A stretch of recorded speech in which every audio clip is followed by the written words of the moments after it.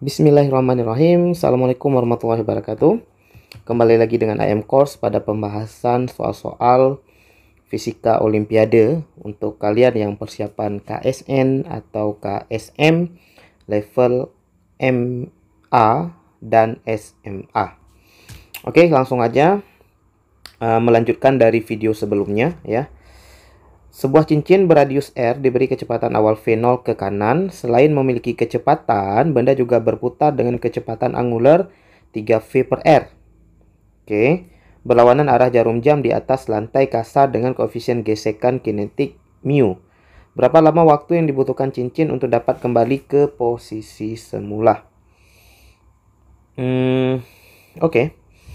Jadi di sini ya, kalau kita gunakan hukum 2 Newton untuk gerak translasi dan gerak rotasi, kita peroleh sigma F. Bentar, kita ganti warnanya.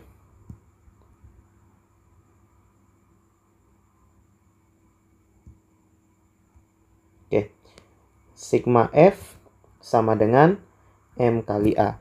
Nah, satu-satunya gaya yang bekerja pada sumbu X adalah gaya gesek ya. Arahnya ke kiri itu, maka gaya gesek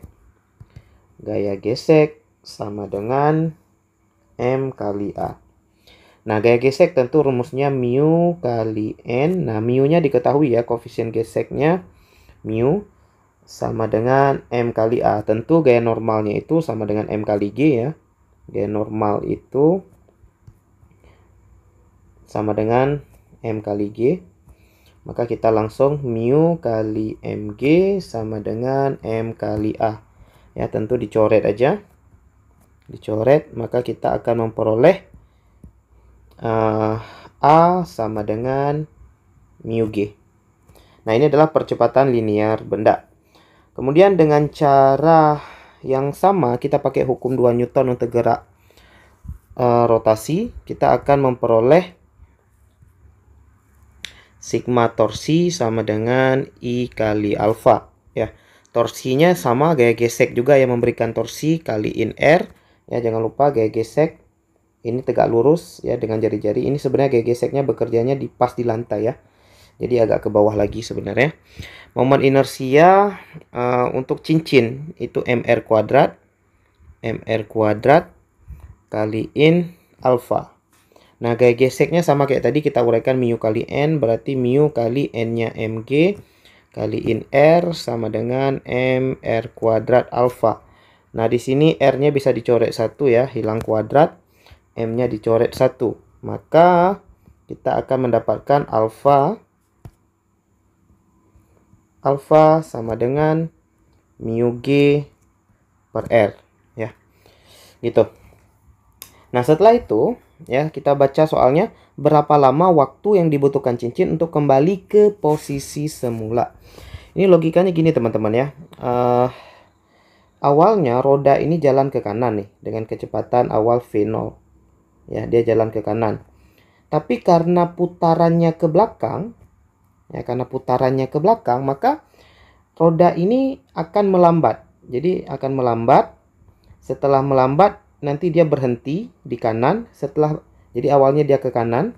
Setelah nanti berhenti di kanan, dia balik lagi ke belakang karena percepatannya itu ke belakang gitu ya. Jadi balik ke belakang sampai ke posisi semula lagi. Nah, waktu yang dibutuhkan cincin untuk kembali ke posisi semula itu kan berarti kalau posisi semula jaraknya sama ya, jarak maju katakanlah S, nanti waktu mundur S juga. Jadi jaraknya sama dan percepatan waktu diperlambat dengan dipercepat sama, maka kita bisa simpulkan begini sebenarnya teman-teman. Jadi kita bisa simpulkan bahwa kecepatan saat benda kembali ke posisi semula, artinya kecepatan akhirnya ya, kita bisa buat VT, kecepatan akhirnya itu sama dengan kecepatan mula-mula ya. Jadi kecepatannya sama teman-teman, mula-mula ya, karena dipercepat dan diperlambatnya itu dengan nilai yang sama dan jaraknya juga sama, berarti sama aja kecepatannya. Nah, karena ini benda yang menggelinding, teman-teman, benda yang menggelinding yaitu berputar sambil bergerak lurus, maka berlaku V sama dengan omega kali in R. Ya, ini jari-jarinya ternyata R kecil ya, teman-teman, nggak masalah. Jadi ini R besar karena kita dari tadi R besar, ya udah R besar aja sekalian. Oke, jadi V-nya itu kita tinjau keadaan akhir ya, teman-teman. Jadi VT, omeganya juga omega T, gitu ya, keadaan akhir. Nah, kita pakai rumus GLBB untuk VT, yaitu V0 kurang A kali T. Kenapa kurang? Karena perlambatan, teman-teman. Jadi gitu ya, percepatannya itu ke belakang, berlawanan arah dengan kecepatan. Kemudian omega T itu kita ganti rumusnya omega 0 ditambah alfa kali in T ya, dikaliin R. Nah, gitu.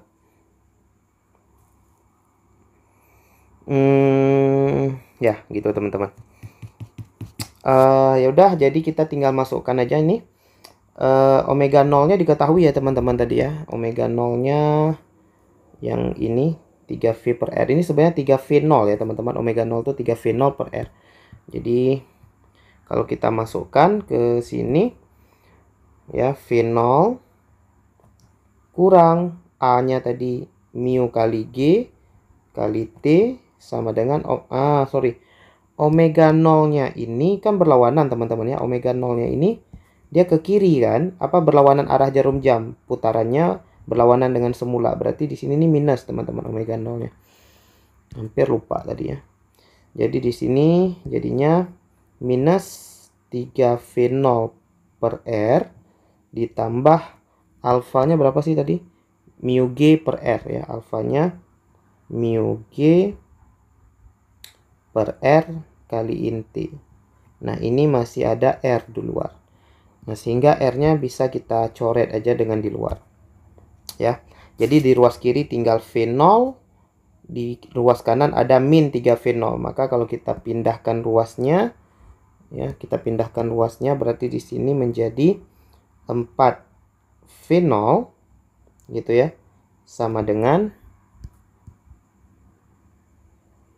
4V0 sama dengan mu G-nya menjadi 2 mu G kali T. Maka T sama dengan 2V0 per mu kali G. Ya. Oops, sorry. Kenapa tadi? Oke. Jadi 2V0 per mu G. Nah, ini adalah jawaban yang kita harapkan ya. Jadi waktu untuk dapat kembali ke posisi semula. Jadi waktu kembali ke posisi semula itu kecepatannya kecepatan semula ya. Maka 2V0 per mu G, 2V0 per mu G ya. Berarti jawabannya yang B, teman-teman. Oke. Begitu. Kita lanjutkan soal selanjutnya. Sebuah bola dilemparkan dengan laju V membentuk sudut elevasi θ menuju suatu dinding vertikal sejauh L. Oke. Ya, dindingnya ini sejauh L. Bola memantul secara elastis dan jatuh kembali tepat ke titik pelemparan. Tentukan nilai V dalam variabel L, G, dan θ. Ini bentar, teman-teman, kita perbesar sedikit gambarnya biar lebih jelas.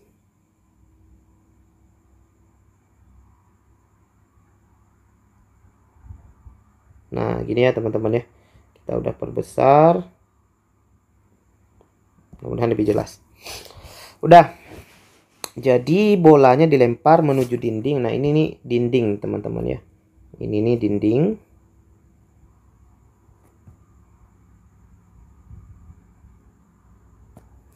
Kemudian bola dilempar, ada sudut θ gitu ya.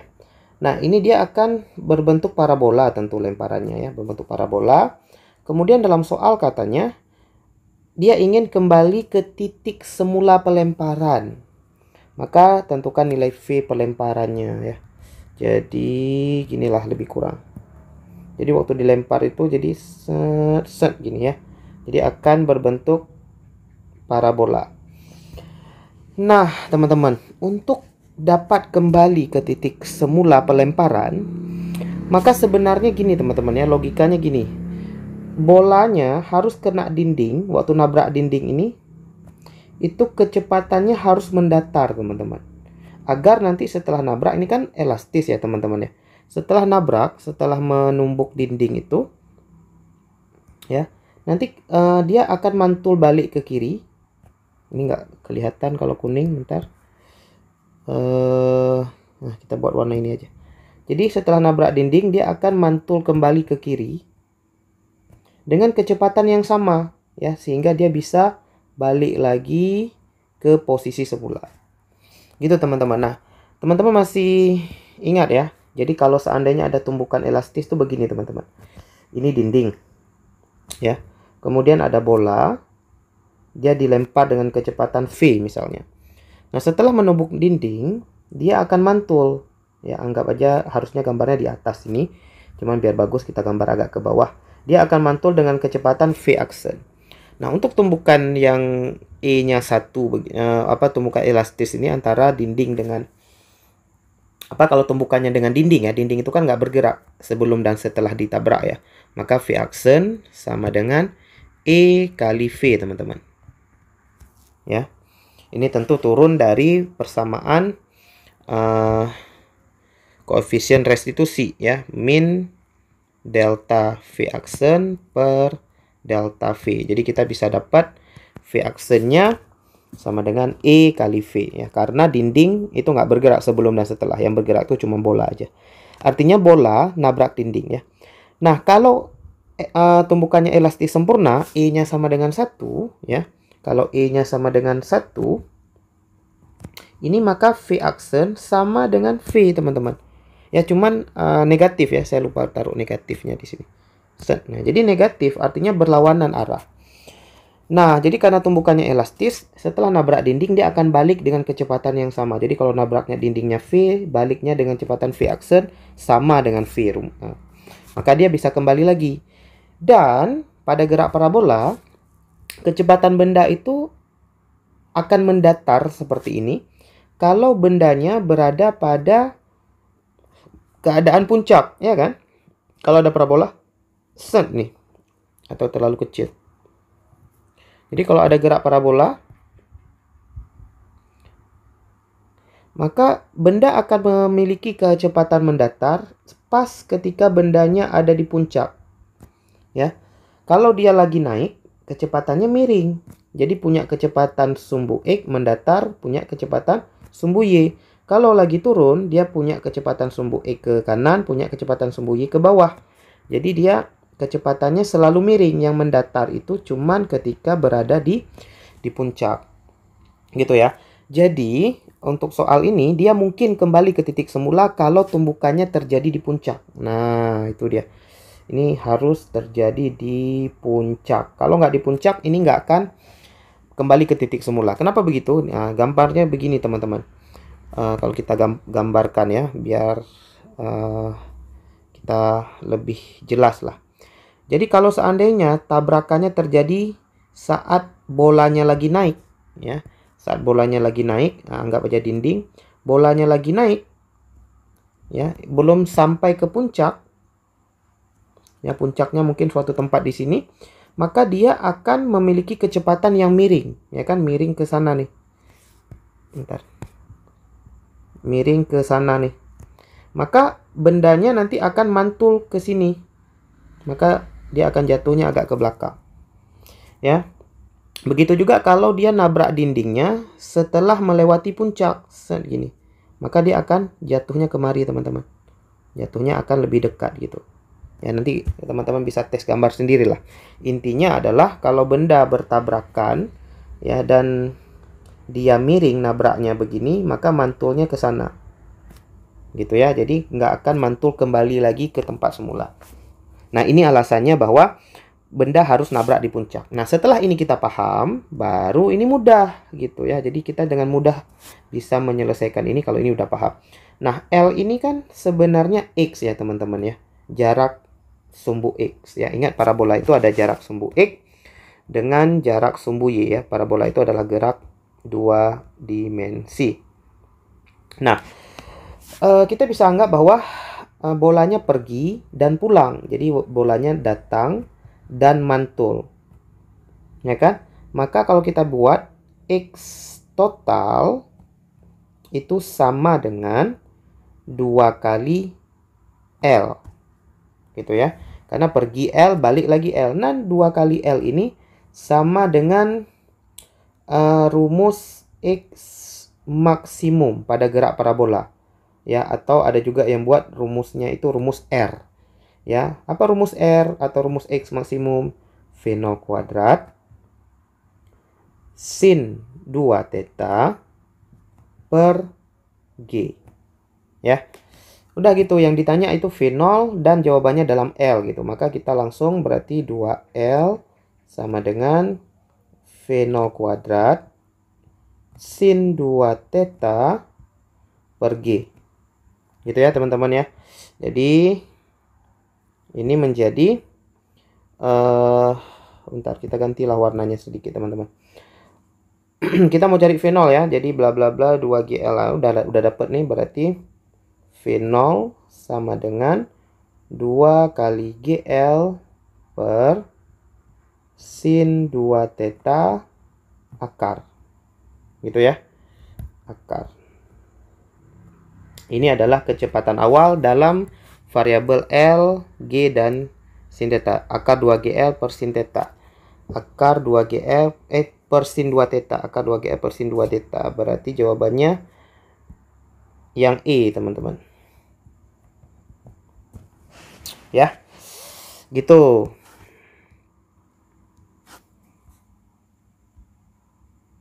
Kita lanjutkan soal selanjutnya, teman-teman. Oke, bola bermassa M berada dalam lintasan lengkung berbentuk setengah lingkaran. Massa lintasan dan kereta M massa lintasan dan kereta M. Mula-mula sistem bergerak dengan kecepatan V0 dan bola berada di pinggir lintasan. Oke, jadi mula-mula ini bolanya berada di dalam kereta ya dan bergerak dengan kecepatan V0, ya kan? Lalu bolanya turun. Ya, bolanya turun ketika berada di dasar lintasan, ya di dasar apa nih namanya ya? Ya, dasar lintasan lah. Ya, di sinilah katakanlah. Maka bola sudah memiliki kecepatan VB katanya. Relatif terhadap lintasan, jadi bukan relatif terhadap tanah. Maka kalau kita buat gini teman-teman ya. Jadi kecepatan bola terhadap tanah kita buat VBT itu menjadi VB ditambah V apa ya kita buat ya, V kereta aja lah. Ya, V kereta terhadap tanah. Ya, karena gini teman-teman ya, yang ditanya ini kecepatan kereta relatif terhadap tanah. Jadi VK itu adalah kecepatan kereta terhadap tanah. Dan kecepatan bola terhadap kereta itu VB. Makanya VB ya, V bola terhadap tanah VB ditambah VK ya, yang ini. VB ditambah VK itu kecepatan bola terhadap tanah. Yang ditanya kecepatan keretanya. Udah, ini langsung pakai momentum aja teman-teman. Jadi momentum awal sama dengan momentum akhir, gitu ya. Kita langsung momentum awal itu bola dan kereta masih kecepatannya sama, masih bergerak bersama-sama. Jadi M kecil tambah M besar dikaliin V0. Ini kecepatan momentum awalnya. Momentum akhirnya mereka itu udah punya kecepatan-kecepatan sendiri ya. Jadi bola M dikali kecepatannya itu adalah yang V tadi, VBT ya. Jadi VB ditambah V kereta ditambahin, nggak ditambahin, sorry, dikurang ya. Tunggu. Ditambah dong. set ditambahin M besar ya dikali V kereta gitu ya. Jadi momentum akhir bola punya kecepatan sendiri ya. Jadi kecepatannya adalah VB tambah VK, kemudian kereta punya kecepatan sendiri MVK. Jadi kayak kecepatan mereka jadi berbeda di tahap ini. Kalau di tahap awal sama kecepatannya. Nah, kita fokus ke VK teman-teman. Jadi di sini ada VK, di sini juga ada VK ya. Maka ya udah, ini udah dapet sih sebenarnya, tinggal per aja ya. Ya ini gampang sih teman-teman. Jadi soal ini teman-teman, kalau teman-teman pakai momentum ini langsung selesai. Tapi kalau teman-teman cari dulu kecepatannya dengan menggunakan gaya, ini akan lama teman-teman ya. Karena ketika nanti bolanya turun, ya bolanya turun, ini kan dia mengerjakan gaya normal. Dan gaya normal ini mengakibatkan nanti keretanya jadi melambat ya. Yang awalnya V0 maka jadi melambat menjadi VK karena ada tekanan gitu ya dari bola. Jadi kalau kita cari dengan gaya ini akan sangat lama. Bahkan mungkin nggak dapet jadinya karena kalau kita ada informasi yang nggak diberitahu. Tapi kalau kita cari dengan momentum ini langsung selesai. Ya udah, jadi VK di sini ya, kita langsung di sini M ditambah M besar kaliin V0. Ini bawa ke kiri sama dengan atau dikaliin ke dalam dulu teman-teman ya. M kali VB ditambah M kali VK ditambah M besar kaliin VK. Udah. Jadi ini bawa ke sebelah kiri. M ditambah M besar kaliin V0 dikurang M kecil kaliin VB sama dengan M kecil tambah M besar kaliin VK. Jadi VK sama dengan, ini kita copy aja biar nggak capek tulis.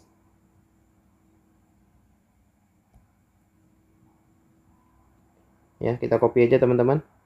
Jadi nggak capek tulis ya. Dibagi M kecil ditambah M besar. Nah, ini adalah jawabannya teman-teman.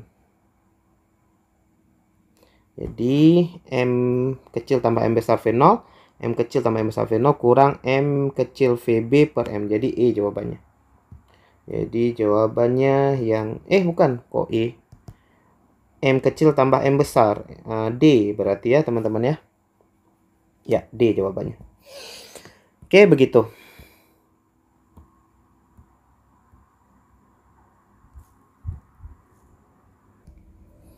Oke, soal selanjutnya, terdapat massa identik yang saling berinteraksi dengan gaya gravitasi satu sama lain. Massa yang satu dijaga tetap, sementara yang lainnya dilepas dari keadaan diam. Oke. Kedua benda akan bertumbukan pada waktu T. Jika keduanya dilepas dari keadaan diam, keduanya akan bertumbukan pada waktu T aksen. Nilai T aksen per T adalah... Ini berarti interaksinya gaya gravitasi ya teman-teman ya. Jadi gaya gravitasi itu adalah gaya antara benda bermassa. Jadi kalau kita gambar, ini anggap aja benda M, ini juga benda M. Nah, kedua benda ini kan saling tarik-menarik dengan gaya gravitasi ya tentu. Jadi ini akan saling tarik-menarik dengan gaya gravitasi gitu. Dah. Katakanlah gaya gravitasinya itu Fg gitu ya. Dan Fg-nya ini pasti sama ya. Gaya interaksi antara benda bermassa. Nah, keduanya ini kita anggap aja pada jarak S gitu ya. Nah, masalahnya adalah yang satunya itu ditahan ya. Yang anggap aja yang kiri ini, dia ini dipegang atau ditahan. Ditahan diam. Nah, sehingga yang bergerak itu cuman benda yang kanan ini aja, dia bergerak mendekat ke kiri gitu ya, bergerak ke kiri. Sehingga ini keadaan satu ya, keadaan satu. Sehingga keduanya akan bertumbukan ya, akan bertemu pada waktu T. Gitu ya. Sementara keadaan duanya adalah benda M, ini juga benda M. Nah, akibat ada gaya gravitasi tadi, akibat ada pengaruh gravitasi tadi, Sini, ini jaraknya S gitu ya. Dan ini nggak ada yang ditahan teman-teman ya. Karena nggak ada yang ditahan, maka yang ini akan bergerak, yang ini juga akan bergerak gitu ya. Sama-sama kecepatan V gitu. Bergerak dan ketemunya ini di tengah pastinya. Ketemunya di tengah. Kalau yang ini ketemunya di kiri ya. Ketemunya di tengah. Nah, ini adalah keadaan 2. Ini waktunya T-aksen. Yang ditanyakan ke kita adalah T-aksen banding T itu berapa? Oke, jadi kalau kita cari dengan rumus gaya ini F sama dengan M kali A, dapat A, kemudian nanti cari lagi, ini akan susah teman-teman, karena ya kalau kita pakai F M kali A, kita akan mendapatkan kita ini F-nya ini berubah terhadap jarak ya kan, gaya gravitasi itu berubah terhadap jarak teman-teman. F itu berbanding terbalik dengan R kuadrat. Jadi makin dekat gayanya makin besar, maka A-nya ini juga akan berubah. Jadi ini gaya yang tidak konstan teman-teman ya, karena gayanya nggak konstan, maka percepatan yang diperoleh juga nggak konstan ya. Jadi tidak mudah kalau kita cari pakai gaya teman-teman ya, apalagi nanti cari kecepatan. Jadi ini dalam variabel jarak nantinya akan sulit, maka gampangnya kita cari aja berapa kira-kira kecepatan ya, kecepatan akhir benda ketika sampai ke kiri. Dan ini bisa kita cari dengan hubungan energi potensial sama dengan energi kinetik. Kita perkirakan, kita cari berapa kecepatan akhir benda ya ketika menabrak itu. Nanti kita bisa bandingkan, dari perbandingan kecepatan kita bisa bandingkan perbandingan waktu, karena waktu itu berbanding terbalik dengan kecepatan dengan kecepatan ya, V itu S per T. Jadi V berbanding terbalik dengan T, karena S-nya ini nanti sama jaraknya. Oke. Dah. Jadi EP ini adalah energi potensial gravitasi ya antara dua benda bermassa. Ini sama nilai EP-nya, atau kalau kita buat EP-nya ini sebenarnya nilainya berapa? G M kali M per jarak antara duanya S gitu ya. Kuadrat tentunya ya. Jadi atau R kuadrat lah. Tapi jaraknya di sini kita buat S tadi ya, S kuadrat. Sama dengan ini sih kalau rumus yang biasa teman-teman lihat, ini R kuadrat ya. Jadi EK setengah kali M kali V kuadrat gitu ya. Ini keadaan 1 teman-teman. Kalau keadaan 2 sama juga. EP sama dengan EK gitu ya. EP-nya sama. EP-nya sama. Makanya EP nggak perlu kita ganti menjadi rumus sebenarnya teman-teman. Jadi EK-nya jadi setengah kali 2M kali V kuadrat. Kenapa 2M? Karena di keadaan 2 itu dua-duanya bergerak. Kalau yang di keadaan 1 cuma satu yang bergerak, teman-teman. Maka kalau kita bandingkan di sini, kita bandingkan kita bandingkan ya. EP sama dengan EP ya. Jadi kita akan dapatkan gini, teman-teman. Ini kita buat dulu lah, V1, ini V2 ya. Karena berbeda V-nya, teman-teman. Ya udah, berarti di sini setengah M V1 kuadrat sama dengan ini dicoret M kali V2 kuadrat ya. Ini duanya dicoret, teman-teman. Ya udah, ini M-nya dicoret lagi. Gitu ya. Maka kalau kita bandingkan V1 dan V2-nya berarti V1 per V2 sama dengan akar 2 gitu ya. Akar 2 per 1 ya. Ini adalah perbandingan kecepatannya, teman-teman. Ya. Tapi ingat teman-teman ya, V1 ini adalah kecepatan si benda 1. V2 ini adalah kecepatan pada keadaan 2 ya. V1 kecepatan pada keadaan 1. V2 kecepatan benda pada keadaan 2. Cuman pada keadaan 2 ini dua buah yang bergerak. Maka kalau kita buatnya begini, teman-teman.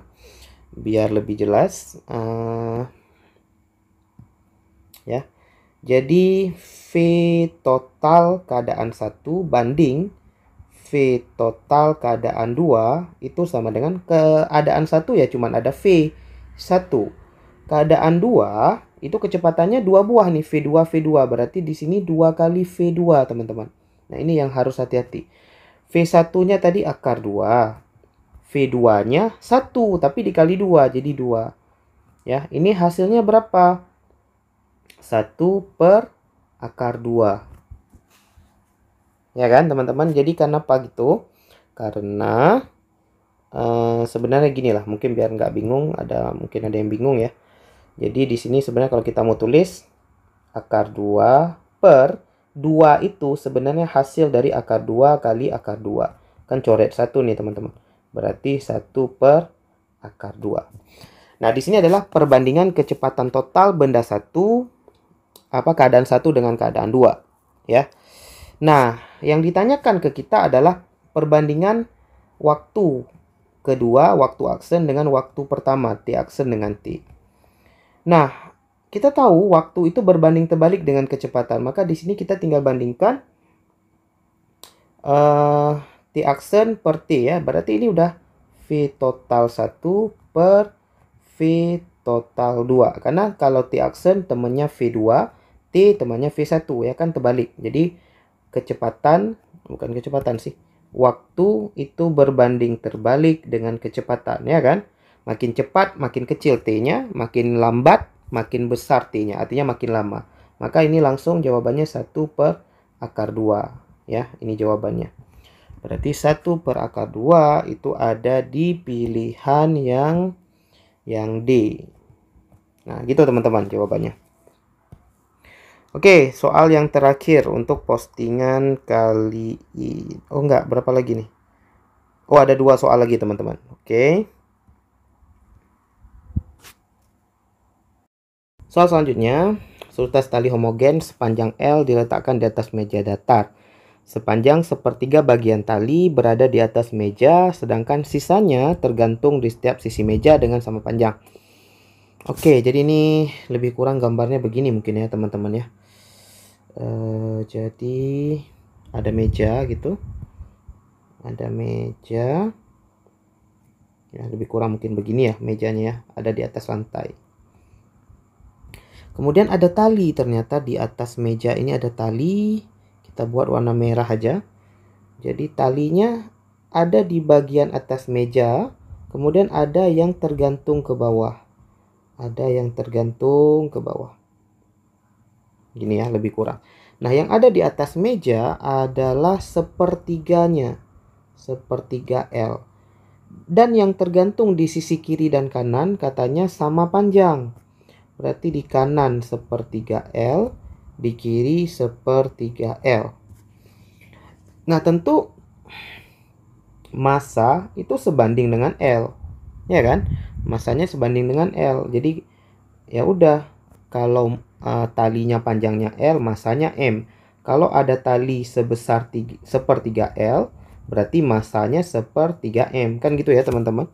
Karena talinya ini tali yang homogen, jadi serba sama semua panjangnya tuh. Nah gitu, jadi kita nggak perlu cari lagi berapa sih massa tali yang sepertiga L, pasti sepertiga M gitu ya, karena talinya homogen.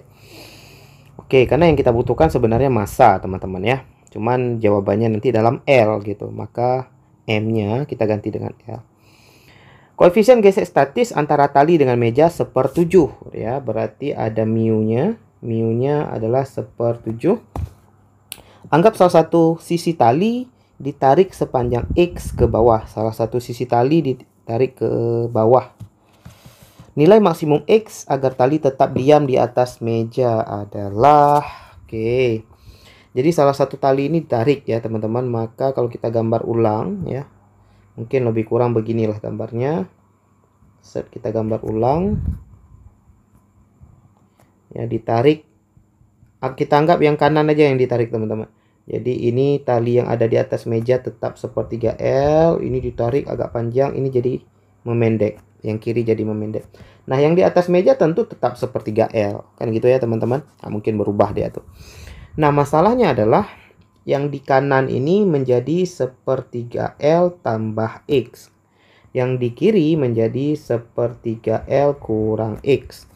Nah, ini logikanya soal kayak gini nih teman-teman. Logikanya sama seperti ini nih. Ada balok ya. Kemudian dihubungkan katrol, ada balok di kanan, tergantung di kanan. Terus ada balok yang tergantung di kiri gitu ya. Nah, nanti ini tentu berat yang kanan ini W kanan katakanlah W1, terus yang kiri W2. Ini kalau yang W1-nya lebih besar, W1-nya lebih besar ya, maka gaya gesek yang bekerja pada balok atas ini arahnya ke kiri. Ya, maka W ini melawan F dengan W2 gitu ya. Jadi keseimbangan gaya juga. Karena dia inginkan nilai maksimum X agar tali tetap diam, maka masih berlaku sigma F sama dengan 0 sebenarnya. Jadi kita masih berlaku sigma F sama dengan 0.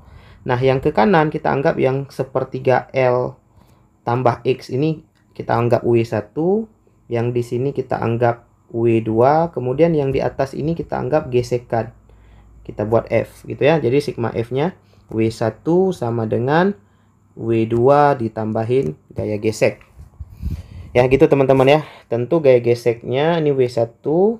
Kita langsung aja, kalau nggak W1 itu sebenarnya M1 kali G gitu ya. W2-nya M2 kali G. Gaya geseknya mu kali in N. Nah, N itu gaya normal teman-teman ya. Gaya normal itu kan sama dengan gaya berat. Ya kan? Kayak berat, tapi beratnya ini adalah berat tali yang ada di atas meja, yaitu sepertiga tadi. Maka kalau kita buat ya, kita teruskan penulisan ini. M1 itu adalah tali yang sebelah kanan. Tali yang sebelah kanan itu karena dia sepertiga L, jadi M-nya kita bisa ganti L ya teman-teman. Ingat tadi M kita ganti L. Ya udah, karena sepertiga L tambah X, masanya ya segitu juga, sepertiga L tambah X gitu. Ini kita ganti massa ya, sebagai pengganti massa, kali G ya, langsung sama dengan sepertiga L kurang X di sini kali G ditambah mu kali sepertiga L kali G gitu teman-teman ya, kali bentar kok nggak mau ya, tambah mu kali sepertiga LG gitu teman-teman ya. Tahu ya teman-teman dari mana? Karena N itu M kali G ya. Jadi atau kita buat di atas ini teman-teman. Jadi N itu sama dengan M kali G, tapi yang M-nya ini adalah sepertiga ya, sepertiga MG ya.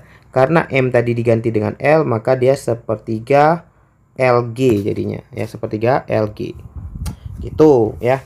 Sehingga gravitasinya dicoret aja, gravitasinya coret di semua ruas gini ya. Sehingga kita mau cari apa sih tadi? Mau cari nilai X ya, maka kita rearrange aja di sini, kita atur ulang ya. Cuman ini agak sempit ya teman-teman, sorry. Kita pindahin ke kiri sedikit ya, kita pindahin ke sinilah ya. Berarti di sini kan sepertiga L ditambahin X, kemudian yang sepertiga L kurang X ini kita bawa ke sebelah kiri, jadi min sepertiga L ya plus X gitu ya, sama dengan sepertiga mu L gitu. Ini hilang nih, sepertiga L min sepertiga L hilang, X tambah X jadinya 2X, jadi 2X sama dengan sepertiga mu L. Maka X sama dengan berapa nih? Berarti mu L per 6 ya. Tapi mu tadi diketahui teman-teman ya. Mu itu 1/7 tadi. Berarti di sini X-nya sama dengan L per mu-nya 1/7, berarti 6 kali 7 ya, 42. Berarti L per 42 itu nilai X yang boleh ditarik sehingga sistemnya tetap seimbang ya. Jadi L per 42 ya. Oke, begitu teman-teman. Ini untuk soal yang ini. Oke, kita lanjutkan soal terakhir untuk postingan kali ini. Buat kalian yang belum subscribe, jangan lupa subscribe dan like dulu videonya ya, biar Mimin semangat untuk buat postingan selanjutnya. Dan jangan lupa di share juga ke teman-teman kalau kalian rasa postingan ini bermanfaat. Oke, sebuah tongkat sepanjang L dengan massa dapat diabaikan. Jadi tongkat ini ada tongkat nih panjangnya L ya, panjangnya L di sini mungkin kita perjelas saja L-nya. Jadi ini panjangnya L. Ini dianggap tidak bermassa ya, massless, menggunakan engsel. Jadi di ujung ini ada engsel, teman-teman. Sebuah bola seberat G. Nah, jadi beratnya ini G, teman-teman ya. Jadi biasanya kan kita gaya berat itu W. Nah, di sini udah diketahui sama dia.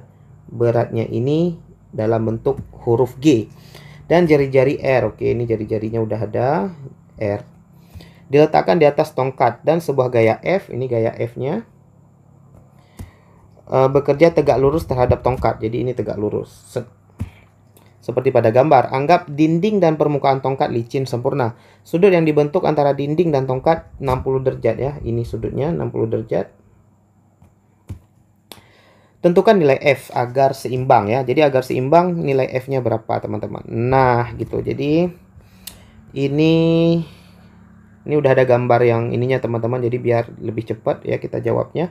Jadi nggak perlu gambar lagi dan bisa lebih jelas juga teman-teman lihat gambar secara langsung. Yang kiri ini adalah kita tinjau tongkat, teman-teman. Ya. Kita tinjau gaya-gaya yang bekerja pada tongkat. Itu ada F, ini tadi yang tegak lurus terhadap tongkat. Kemudian ada N ini tegak lurus ke bawah terhadap tongkat. Ya, ini adalah gaya normal, aksi reaksi dari gaya normal yang ada pada bola, teman-teman ya. Coba lihat gambar yang kanan. Gambar yang kanan ini sebenarnya kita tinjau bola. Tinjau bola. Makanya gayanya ada G ke bawah dan ada N ke atas. Jadi N yang ke atas ini, yang ini, itu aksi reaksi dengan N yang ada pada tongkat tadi yang ke bawah, teman-teman.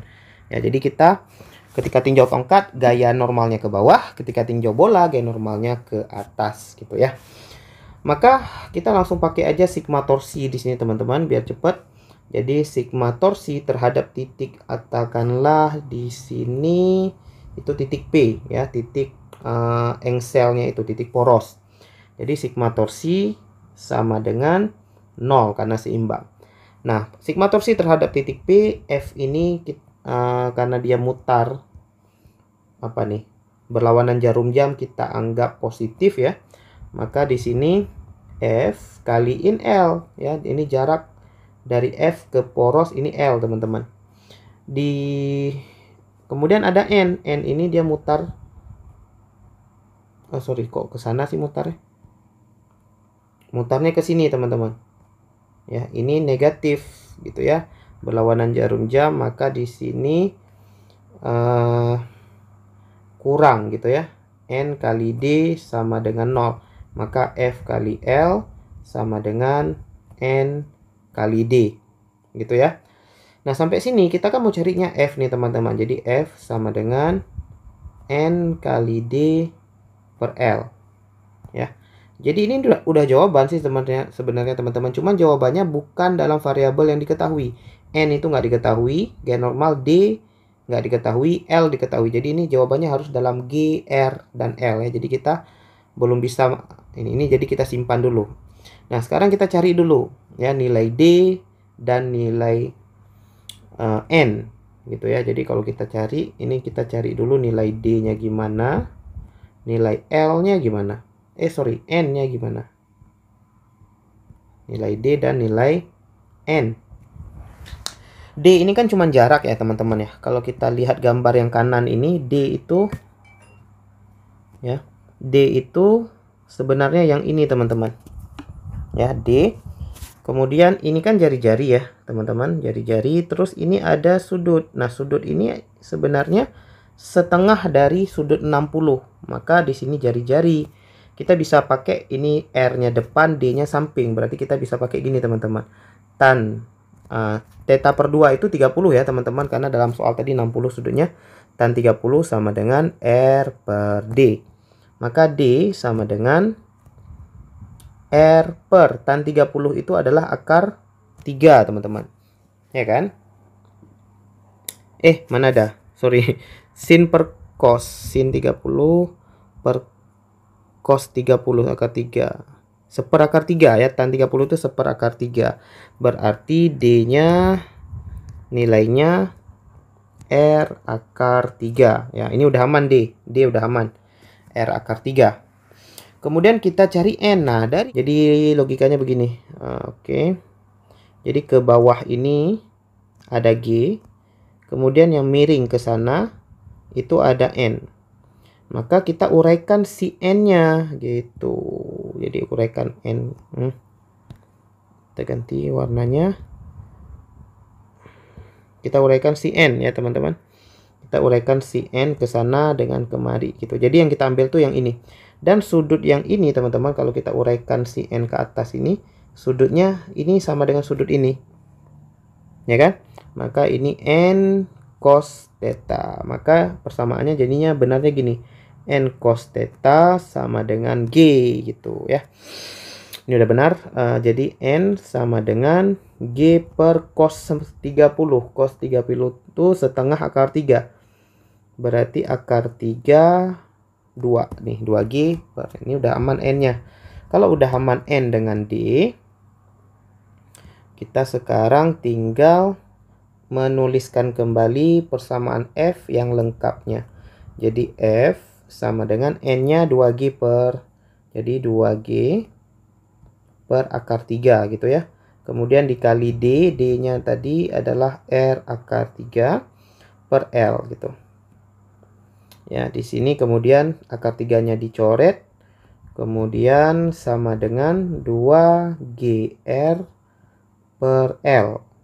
Ya, ini adalah F yang dibutuhkan untuk menahan bola tetap diam gitu ya. 2GR per L. 2GR per L. 2GR per L ya. Berarti 2GR per L jawabannya B gitu. Oke, gitu teman-teman ya. Kalau ada pertanyaan atau mungkin ada kalian melihat kesilapan tadi dalam penulisan atau dalam pengucapan, coba mungkin di komentarin aja di bawah ya. Mungkin ya kita sama-sama belajar lah ya. Sama-sama mengingatkan juga kalau ada kesalahan. Oke, kita akhiri, semoga bermanfaat. Alhamdulillahirabbil alamin. Assalamualaikum warahmatullahi wabarakatuh.